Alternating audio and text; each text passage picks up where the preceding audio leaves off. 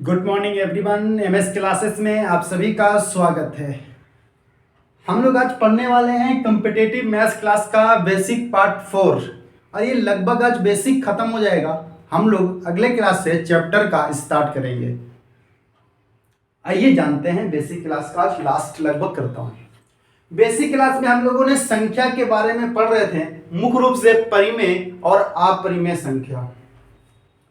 हम लोगों ने देखा था परिमेय संख्या और अपरिमेय संख्या, परिमेय संख्या और अपरिमेय संख्या।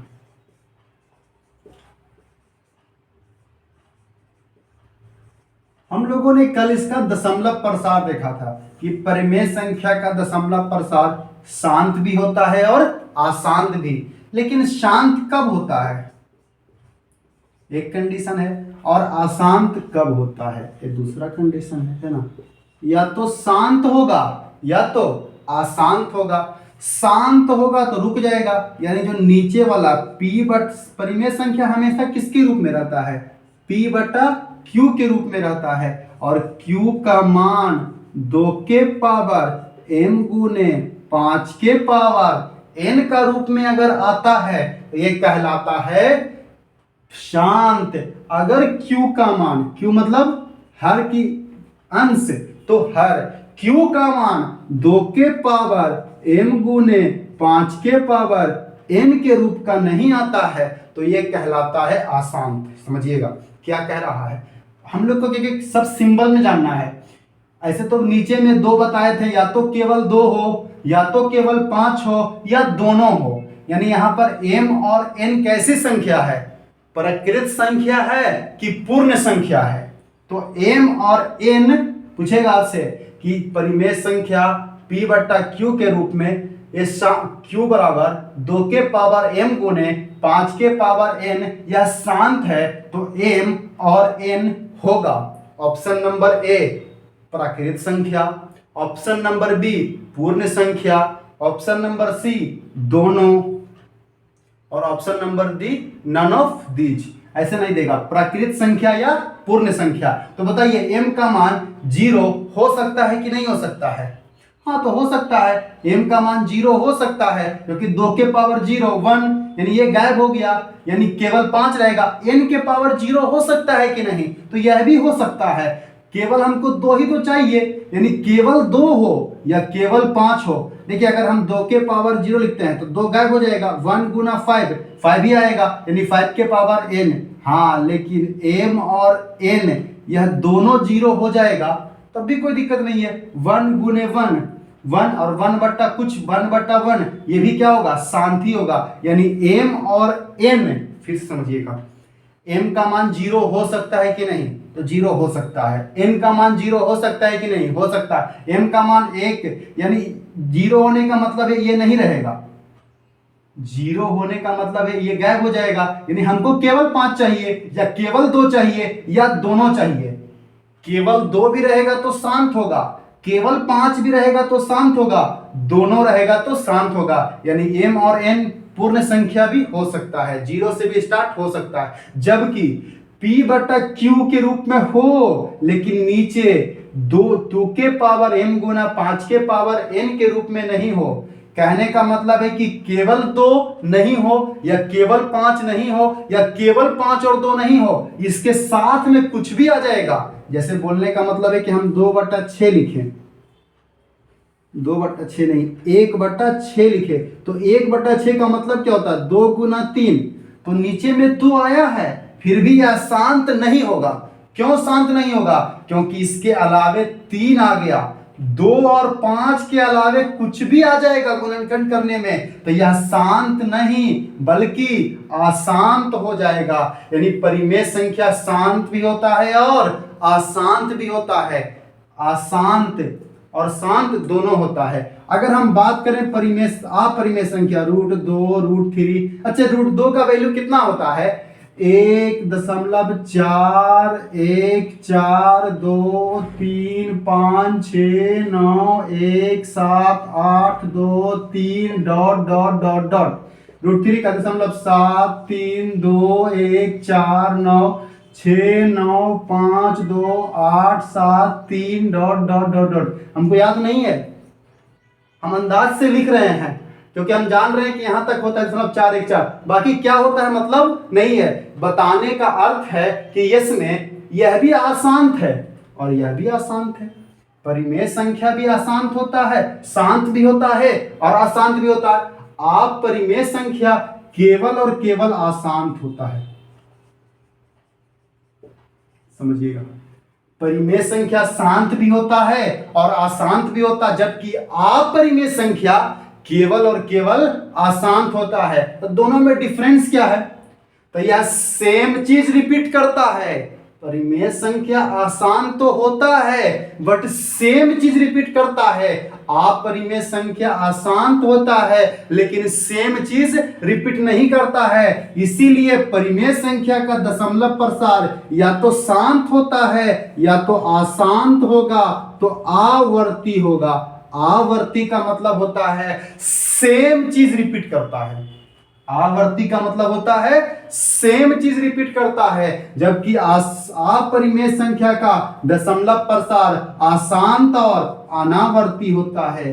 अनावर्ती का मतलब सेम चीज रिपीट नहीं करता है या अलग अलग चीज रिपीट करता है।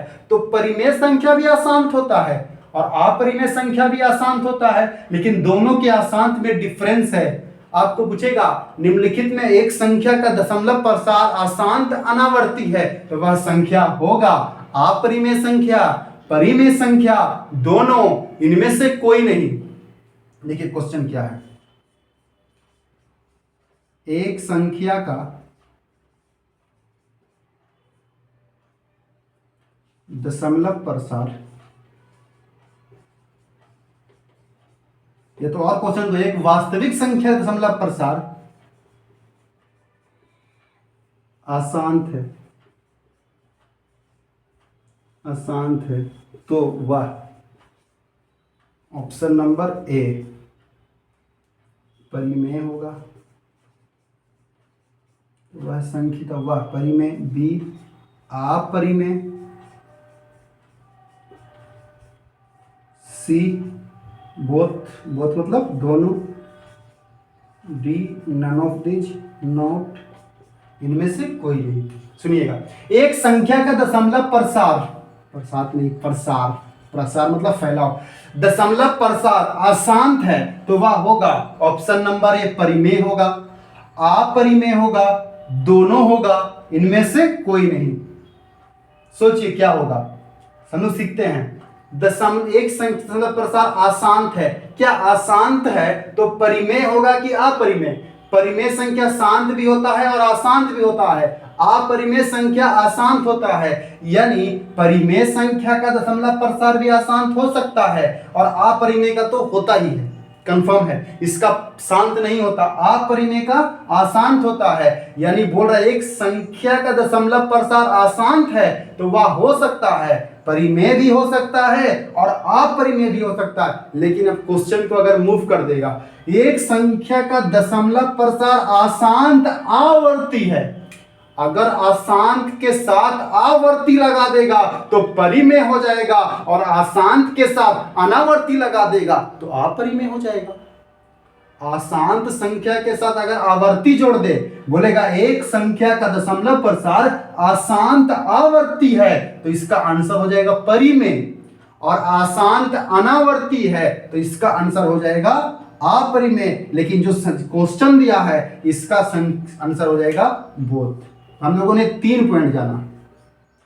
अगर दशमलव प्रसार अशांत है तो संख्या होगा परिमेय भी होगा, परिमेय भी होगा एंड अपरिमेय भी हो जाएगा। अशांत में दोनों होगा, लेकिन अगला कंडीशन है अगर अशांत आवर्ती है, अशांत के साथ सेम चीज रिपीट कर रहा है, अशांत आवर्ती है, अगर अशांत आवर्ती हो जाएगा तो ये कहलाएगा परिमेय, केवल और केवल परिमेय। अगर अशांत संख्या के साथ अनावर्ती लग जाएगा, अशांत के साथ साथ अनावर्ती आ जाएगा, अनावर्ती का मतलब होता है या सेम चीज रिपीट नहीं करता है, अलग अलग चीज रिपीट करता है, तो अपरिमेय कहलाएगा। उम्मीद है कि आप लोग दशमलव के बाद कैसे फैलाव होता है इस पे गड़बड़ाएंगे नहीं। आप परिमेय संख्या शांत भी होता है और अशांत भी होता है। परिमेय संख्या शांत कब होता है? जब नीचे वाला में केवल 2 आए, केवल 5 आए या दोनों आ जाए। कहने का मतलब है या तो केवल 2 आ जाए या केवल 5 आ जाए या दोनों आ जाए। अशांत संख्या नीचे वाला 2 और 5 आए, उसके अलावा कुछ और आ जाए, यानी 2 और 5 के अलावा कुछ और अगर नीचे में आ जाता है तो वो कहलाता है अशांत। लेकिन परिमेय संख्या हम लोग कल क्लास में देखे थे, सेम चीज रिपीट करता है, और जब सेम चीज रिपीट करता है तो उसको आवर्ती कहते हैं। अगर सेम चीज रिपीट नहीं करता है तो इसको अनावर्ती कहते हैं। इसको क्या कहते हैं? अनावर्ती कहते हैं। तो हम लोगों ने जाना परिमेय संख्या के बारे में और इसका दशमलव प्रसार के बारे में। उम्मीद है कि आपको इतना बात क्लियर हो गया होगा। आज हम लोग पढ़ेंगे कुछ विभाज्यता का नियम। विभाज्यता का नियम कंप्लीट हो जाएगा, उसके बाद हम लोग चैप्टर पढ़ सकते हैं। आपको अंडरस्टैंड होगा संख्या के बारे में, किस संख्या की बात कर रही है और कैसे इसका सॉल्यूशन हम कर सकते हैं। अगर नोट करना चाहें तो नोट कर लीजिएगा बिल्कुल शॉर्टकट में कि अशांत होगा तो परिमेय भी होगा और अपरिमेय भी होगा। अशांत आवर्ती होगा तो परिमेय होगा, अशांत अनावर्ती। अनावर्ती का मतलब होता है सेम चीज रिपीट नहीं करता। जैसे आप लोग यहाँ देख रहे होंगे, जैसे हम आपसे एक क्वेश्चन पूछते हैं, इसका आंसर आप लोग कमेंट बॉक्स में जरूर दीजिएगा।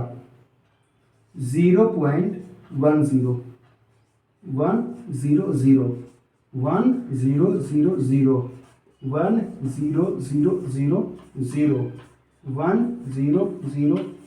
1000 1000 dot dot dot dot. Option number A परिमेय। ये संख्या बताना है क्या है? परिमेय। ऑप्शन नंबर बी अपरिमेय। अगर इस क्वेश्चन का जवाब दे दिया पूरा थ्योरी को कॉन्सेप्ट समझ चुके हैं। ऑप्शन नंबर सी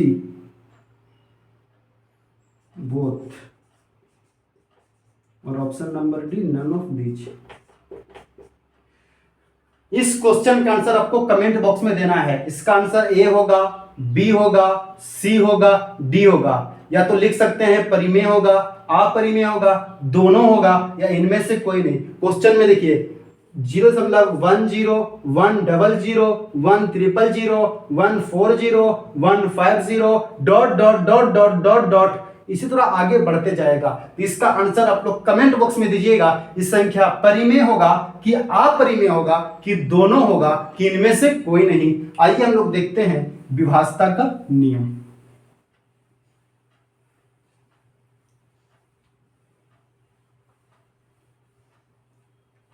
विभाज्यता का नियम, जब तक ये सब क्लियर नहीं रहेगा पढ़ने में आगे मजा नहीं आएगा।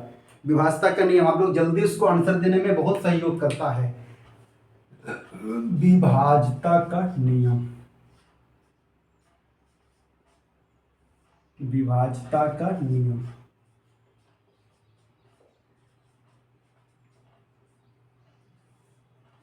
सुनते चलिएगा। जो आसान रहेगा उस पर उतना टाइम नहीं देंगे, जो थोड़ा सा मुश्किल होगा उस पर टाइम देके हम लोग सीखेंगे। अगर हम बात करते हैं 2 से विभाज्यता का नियम, ऊपर लिखा हुआ है। अगर हम बात करते हैं 2 से विभाज्यता का नियम, तो अंतिम अंक सम संख्या हो, क्योंकि 2 क्या है? सम संख्या। जब किसी भी संख्या का इकाई अंक सम संख्या होता है तो वो 2 से कटता है। इस पर हम टाइम नहीं देंगे। 2 से मतलब इकाई अंक सम संख्या 0 2 4 6 8 10 0 2 4 6 8। जब अंतिम अंक सम संख्या हो, जब अंतिम अंक मतलब लास्ट का अंक, जब अंतिम अंक क्या हो? सम संख्या हो, तो वह संख्या 2 से कटता है। सभी लोगों को पता है, बताने की जरूरत नहीं है। जब अंतिम अंक सम संख्या हो, फॉर एग्जाम्पल दे सकते 4 2 3 5 1 6 9 8। क्या ये 2 से कटेगा? हाँ, अंतिम अंक कितना है? 8 है। 8 एक सम संख्या है, 2 से कटेगा। 3 4 2 5 6 9 8 7 4। तो अंतिम अंक देखेंगे, इस पर उतना ध्यान देने की आवश्यकता नहीं है, आगे जो पढ़ने वाले हैं वो इंपॉर्टेंस है। 3 से विभाज्यता का नियम। अब यहां से ध्यान दीजिएगा, कहता है दिए गए अंकों का योग अगर 3 से विभाज्य हो, अंकों का योग 3 से विभाज्य हो, अंक नहीं, अंकों का योग 3 से विभाज्य हो, तो वह संख्या 3 से कटेगा, 3 से विभाज्य होगा। अंकों का योग 3 से विभाज्य हो। फॉर एग्जाम्पल समझिएगा, इसका एग्जाम्पल एकदम क्लियर हो जाएगा। हमने लिखा 1 2 3 4, आइए विचार करते हैं। 4 और 3 7, 7 और 2 9, 9 और 1 10। तो यह 3 से कटेगा कि नहीं कटेगा? तो अंकों का योग 10 आ रहा है। क्या 10 3 से कटता है? 3 इकाई 3, 3 दूनी 6, 3 तिहाई 9, 3 चौके 12। तो यह नहीं कटेगा। इसमें कितना और ऐड कर दें कि ये कट जाएगा? या तो इसको 34 से 36 कर दें, या इसमें 2 बगल में लिख देंगे, तब भी ये क्या हो जाएगा? 3 से कट जाएगा। अब देखिए ये 3 से कट जाएगा। 4 और 2 6, 6 और 3 9, 9 2 11, 11 1 12, 12 है ना। फिर इसको भी जोड़ दे, हो सकता है कभी बड़ा संख्या आ जाए, तब इसको भी, ऐसे ज्यादा बड़ा नहीं आएगा, इसको भी जोड़ दीजिए। 2 और 1 3, ये भी 3 से कटेगा। जब ये 3 से कट रहा तो कंफर्म ये 3 से कटेगा। तो ये हो गया। अगला एग्जांपल देखिएगा, 3 4 5 6 7 9 8। अब देखिए ये 3 से कटेगा कि नहीं कटेगा, सोचिए। 4 3 7, 7 5 12, 12 6 18, 18 7 25, 25 60 33, 33 9 42। आपको लग रहा है कि 42 3 से कटता है कि नहीं कटता है, पता नहीं, तो इन दोनों को जोड़ दीजिए। 4 2 6, क्या 6 3 से कटता है? तो हाँ, ये भी संख्या 3 से कटेगा। सुनिएगा एक बार और, अंकों का योग, योग मतलब सभी अंकों जोड़ देना, 1 प्लस 2 प्लस 3 प्लस 4 प्लस 2। जोड़ने के बाद अगर वो संख्या 3 से कट जाता है तो कंफर्म है कि वह संख्या 3 से विभाज्य होगा। इसका योग अगर 3 से विभाज्य होगा तो यह संख्या भी 3 से विभाज्य होगा। अब हम लोग देखते हैं 4 से विभाज्यता का नियम। 4 से विभाज्यता का नियम, 4 से विभाज्यता का नियम कहता है अंतिम का 2 अंक अगर 4 से कट रहा है, अंतिम का 2 अंक 4 से विभाज्य हो तो वह संख्या भी 4 से विभाज्य होगा। अंतिम का 2 अंक यानी इकाई अंक भी और दहाई अंक भी, अंतिम का 2 अंक यदि 4 से विभाज्य हो, अंतिम का 2 अंक यदि 4 से विभाज्य हो तो वह संख्या भी क्या होगा? 4 से विभाज्य होगा। अगर हम इसका एग्जाम्पल की बात करते हैं तो इसका एग्जाम्पल लिख सकते हैं 3 2 4 6 9 4, कितना भी बड़ा संख्या ले लीजिए, और अंतिम का 2 अंक कितना है? 94। क्या 94 4 से कटता है? तो 4 दूनी 8, 14 बचेगा, 4 तिये 12, तो ये 4 से नहीं कटता। क्या हम इसको 1 अंक और बढ़ा दें और कर दें 48, तब ये नहीं कि इसको देखिएगा, अंतिम का 2 अंक देखना है। क्या 48 4 से कटता है? तो 12 चौके 48, तो कंफर्म है यह संख्या भी 4 से कटेगा। 3 2 6 9 8 7 2, क्या इस संख्या 4 से कटेगा? तो सोचिए अंतिम अंक कितना है? अंतिम 2 अंक 72 है। क्या 72 4 से कटता है? तो हाँ कटता है, इसीलिए यह संख्या भी 4 से विभाज्य होगा। 5 0 3 0 2 0 0। बताइए यह संख्या 4 से विभाज्य होगा कि नहीं होगा? अगर अंतिम में डबल 0 भी आ जाएगा तब भी क्या होगा? वह संख्या 4 से विभाज्य होगा। डबल 0 होना चाहिए, लास्ट में अगर डबल 0 भी आ रहा है तो वह संख्या 4 से, बोलेगा सिंगल 0 से विभाज्य हो रहा है, लेकिन इसको हम अगर 2 की जगह पर 1 कर देंगे तो यह कटेगा नहीं, यानी लास्ट में डबल 0 होना चाहिए, तब भी वो संख्या 4 से पूरा पूरा कट जाता है।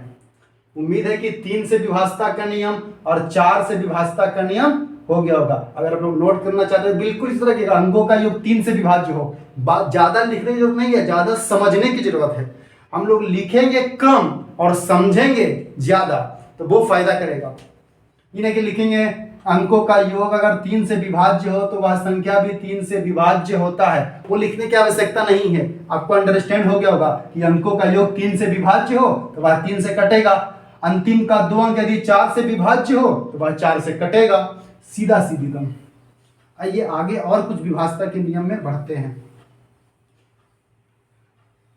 अब बाकी जब पढ़ाएंगे तब स्पेशल स्पेशल नियम, और ये तो नॉर्मल अभी है, जब चैप्टर में जाएंगे तो उसका और कुछ कुछ जो उसमें इंपॉर्टेंस होगा वो भी बताते चलेंगे।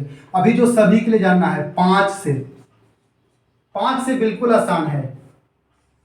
अंतिम अंक बताइए क्या होगा, 0 या 5 हो बस। अगर अंतिम में 0 आ जाए या 5 आ जाए तो वो क्या हो जाएगा, 5 से कट जाएगा। फॉर एग्जाम्पल तो अगर हम देखते हैं 5 3 2 7 5 3 4 5 6 9 0, क्या दोनों संख्या 5 से कटेगा? तो हमको किससे मतलब है, अंतिम अंक। अंतिम में या तो 0 आ जाए या तो 5 आ जाए, वो संख्या 5 से विभाज्य होता है।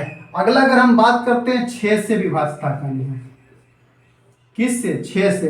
बताइए 6 को अगर हम तोड़ेंगे तो ये क्या बनेगा, 2 और 3 बनेगा। यानी जो संख्या 2 और 3 दोनों से विभाज्य होता है वह 6 से। यानी जो संख्या 2 और 3 दोनों से विभाज्य हो, संख्या 2 और 3 दोनों से विभाज्य हो, 2 से भी कटना चाहिए और 3 से भी कटना चाहिए, संख्या 2 और 3 दोनों से विभाज्य हो, संख्या 2 और 3 दोनों से विभाज्य हो तो वह संख्या कंफर्म 6 से कटेगा। आइए इसका एग्जाम्पल देखते हैं। इसका एग्जाम्पल देखते हैं 2 4 6 3 5 2। अब यह 3 से कटेगा कि नहीं कटेगा? तो सबसे पहले ये तो 2 से कट रहा है, ये मुझे दिख रहा है, ये 2 से कट रहा है क्योंकि इसका अंतिम अंक सम संख्या है, तो यह 2 से कटेगा, ये कंफर्म है। इंपॉर्टेंट है कि यह 3 से कट रहा है कि नहीं। तो 3 से कटने का नियम क्या है, सभी अंक को जोड़ दीजिए, 2 और 4 6, 6 और 6 12, 12 3 15, 15 5 20, 20 और 2 22। नहीं, 22 3 से नहीं कटता है, तो यह संख्या भी 3 से नहीं कटेगा। तो इसमें क्या जोड़ दें कि यह संख्या 3 से कट जाए? क्या हम इसमें 2 ऐड कर देंगे तो यह संख्या 3 से कट जाएगा। इसके बगल में अगर हम 2 लिख देते हैं तो यह संख्या कटेगा। 2 से तो कट रहा है, अब देख रहा है 3 से कटेगा कि नहीं। 4 और 2 6, 6 और 6 12, 12 3 15, 15 5 20, 20 2 22, 22 2 24। हाँ, 24 3 से कटता है, इसीलिए संख्या कटेगा। 6 5 3 2 4 1 3 4। अब आपको बताना है ये संख्या 6 से कटेगा कि नहीं कटेगा। तो आइए देखते हैं। 2 से तो कट रहा है कंफर्म, मुझे दिख रहा है, क्योंकि जब हम अगर 2 से नहीं कटेगा तो हम पहले ही बोल देंगे ये संख्या 6 से नहीं कटेगा, इसलिए 2 से कट रहा है। 6 5 11, 11 3 14, 14 2 16, 16 4 20, 20 1 21, 21 3 24, 24 4 28। नहीं, 28 नहीं कटता है। इसमें क्या ऐड कर, क्या आगे बढ़ा दें कि यह कट जाए? तो 28 30 तो कटता है। अगर हम इसको कितना बना दें, 6 5 3 8 1 9 4 2 6, ठीक है। देखिएगा अभी तो 2 से कट रहा है, क्या ये 3 से कटेगा? तो 3 से कटने का नियम क्या है, अंकों का योग। लास्ट वाला देख के मत मार दीजिए कि 36 3 से कट रहा है, कोई जरूरी नहीं है, हम वही 136 लिख देंगे तो ये 3 से नहीं कटेगा। इसलिए लास्ट वाला 3 से कभी भी लास्ट में नहीं देखिएगा, सभी को जोड़िएगा। 6 5 11, 11 3 14, 14 2 16, 16 4 20, 20 1 21, 21 3 24, 24 6 30। यानी यह संख्या 3 से कट रहा है, 2 से भी कट रहा है, इसीलिए यह 6 से भी कटेगा। अगर हम बात करते हैं 7 से विभाज्यता का नियम,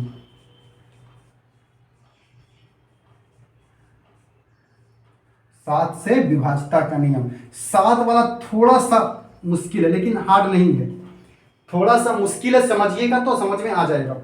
क्या कहता है कि दिए गए संख्या में से जब इकाई अंक को दुगना करके शेष में से घटाते हैं, दिए गए संख्या में इकाई अंक को दुगना करके शेष में से घटाते हैं, तो अगर वह संख्या 7 से कट जाता है तो वो 7 से विभाज्य होगा। बात को आप समझिएगा क्या बोल रहा है। जैसे हम एग्जाम्पल के लिए एक संख्या लेते हैं, क्या मैं इसको थोड़ा मिटा दूं तो जगह मुझे मिलेगा लिखने के लिए अच्छे से।